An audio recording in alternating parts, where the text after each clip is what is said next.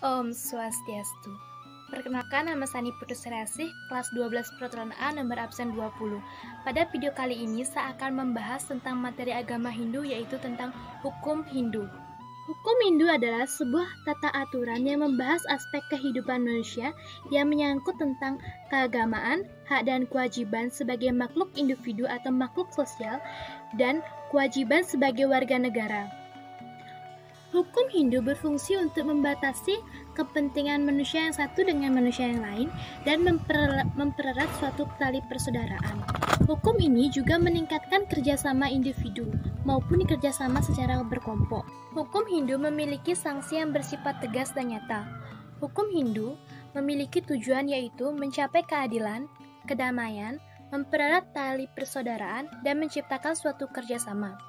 Hukum ini Hindu banyak terdapat dari sumber-sumber. Hukum Hindu mengalami perkembangan dari waktu ke waktu. Pada mulanya, hukum Hindu adalah sama dengan hukum reta, yaitu di mana hukum reta dianggap sebagai hukum dari Tuhan Yang Maha Esa atau telah dikodratkan oleh Tuhan. Hukum Hindu banyak diambil dari beberapa kitab seperti Kitab Sruti, Smriti, Sarasmuchaya, Vedanga, dan yang lain-lain. Hukum Hindu dibentuk dari beberapa sumber-sumber kitab suci Weda, seperti Kitab Sruti, yaitu kitab suci yang diturunkan oleh Tuhan Yang Maha Esa melalui pendengaran para maharsi. Kemudian ada Kitab Smriti. Kitab Smriti adalah kitab suci yang diturunkan oleh Tuhan Yang Maha Esa, yang ditulis oleh para maharsi berdasarkan ingatan-ingatan yang telah diterima. Kemudian, kitab Smriti ini berkembang menjadi dua kelompok, yaitu kelompok Upaweda dan kelompok Wedanga. Kemudian, selain kitab suci Smriti dan Sruti, ada juga kitab-kitab lain yang untuk membentuk hukum Hindu yang bisa diterapkan di masyarakat, seperti Kitab Swara Jambu, Kitab Swaragama, Kitab Purwagama, dan Kitab Adigama, dan beserta kitab-kitab yang lainnya yang mendukung tentang hukum Hindu yang bisa diterapkan di masyarakat. Hukum Hindu yang paling terkenal adalah Manawa Dharma Sastra, yang diambil dari ajaran Dharma Sastra yang tertua. Kemudian, bidang hukum yang ada di kitab Manawa Dharma Sastra salah satunya bidang keagamaan. Hukum keagamaan. Bidang ini memuat ajaran-ajaran tentang tata cara keagamaan. Antara lain, ajaran-ajaran yang diturunkan bersifat anjuran atau larangan yang bisa mendapatkan konsekuensi atau sanksi. Kemudian, tiap-tiap ajaran bersifat relatif atau dapat disesuaikan dengan zaman atau waktu ke waktu, yang disesuaikan juga dengan tempat atau aturan. Ada menyangkut tentang bidang kemasyarakatan. Pada bidang ini membahas tentang ajaran-ajaran di masyarakat, bagaimana cara kita berperilaku atau bersikap yang baik, kemudian mematuhi aturan yang berada di masyarakat, setelah itu menerima konsekuensi atau sanksi yang telah ditetapkan di masyarakat. Hukum ini biasanya disebut dengan hukum perdana atau pidana. Dalam bidang hukum kemasyarakatan, kita dituntut untuk bersosialisasi dengan masyarakat yang satu dengan masyarakat yang lain. Hukum ini diambil peran penting oleh bidang legislatif, atau dalam hukum Hindu disebut paris. Kemudian yang ketiga ada bidang hukum ketatanegaraan atau tata negara. Bidang hukum ini menganut ajaran-ajaran tentang pemerintahan, bagaimana kita bisa menjalin hubungan kerjasama antara pemerintah yang satu dengan pemerintah yang lain, sehingga bisa dicontoh oleh masyarakat umum dan diterima oleh masyarakat. Pun pokok-pokok pikiran dalam hukum Hindu yang paling terkenal yaitu Dharma Sutra yang dimuat oleh 3 penulis. Yang pertama ada Gautama, yaitu yang menekankan pada aspek ajaran bagaimana fungsi atau tugas seorang raja. Kemudian ada Apastamba, yaitu yang menekankan pada ajaran tentang materi yang terdapat pada hukum Hindu. Yang ketiga ada Budayana, yang menekankan pada aspek materi tentang pembelajaran bela diri. Para penulis hukum Hindu menyimpulkan ada 4 masalah yang menyangkut tentang hukum. Pertama, mengenai kekuasaan atau kompetensi terhadap hukum yang berlaku. Kedua, ada mengenai asal-usul tertib sosial. Yang ketiga, mengenai wewenang kekuasaan yang menyangkut relatif. Yang keempat ada mengenai penguasaan hukum itu, yang menyangkut tentang raja sebagai penguasa negara. Dalam hukum Hindu dimuat beberapa kelompok-kelompok kerja yang pada mulanya disebut kelompok caturwarna. Kemudian perkembangan dari waktu ke waktu kemudian dikenal dengan kelompok kasta. Kasta ini yang membedakan yang satu dengan yang lainnya, seperti kasta Brahmana memiliki kasta yang paling tinggi. Kemudian ada kasta Ksatria, ada kasta Waisya, yaitu merupakan kelompok para pedagang.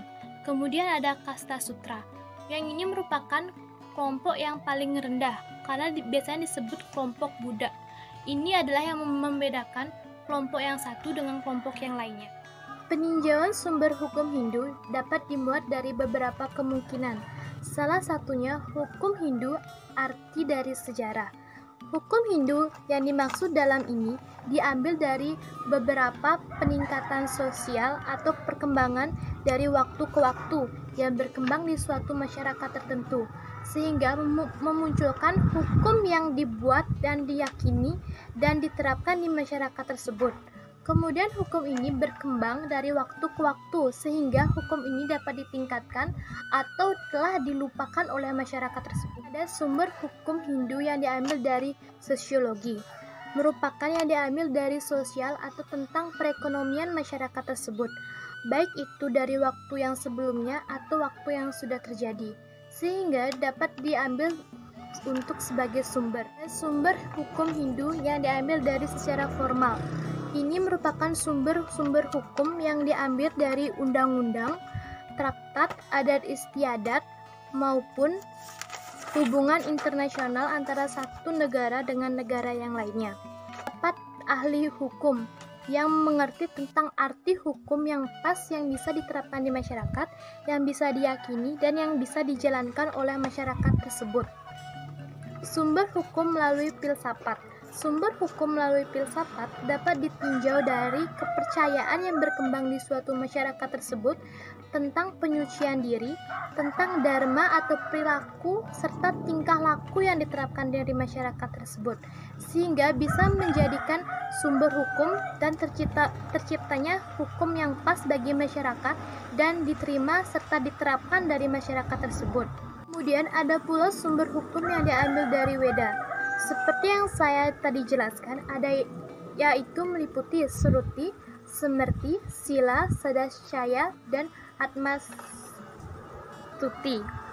yaitu sumber hukum Hindu yang sangat terbukti yang diambil dari kitab-kitab.